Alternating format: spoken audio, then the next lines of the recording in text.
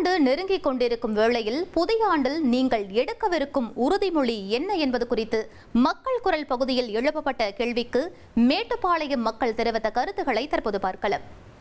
முதல்ல என்னன்னா, நம்ம இருக்கிற இடத்த சுத்தமாக வச்சுக்கணும், நம்ம வீட்டை சுத்தமாக வச்சுக்கணும். அப்போ தான் நம்ம ஆரோக்கியமாகவும் இருக்க முடியும். அப்புறம் இல்லாதவங்களுக்கு ஒரு உதவி பண்ணலாம் நம்மளால் முடிஞ்ச வரை. இந்த மாதிரி நல்ல விஷயங்களெல்லாம் முன்னுதாரணமாக எடுத்துக்கிட்டோம்னா இந்த வருஷம் கொஞ்சம் நல்லதாக இருக்கும்னு நான் நினைக்கிறேன்.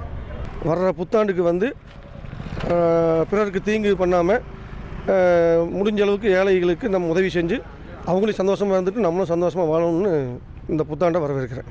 நான் 2026 இந்த மாதிரி ஒரு நல்ல மோட்டிவேஷனாக ஒரு எல்லா பழக்கத்தையும் விட்டுட்டு ஒரு நல்ல மனுஷனாக மாறல அப்படின்ட்டு ஒரு ஐடியா இருக்குது.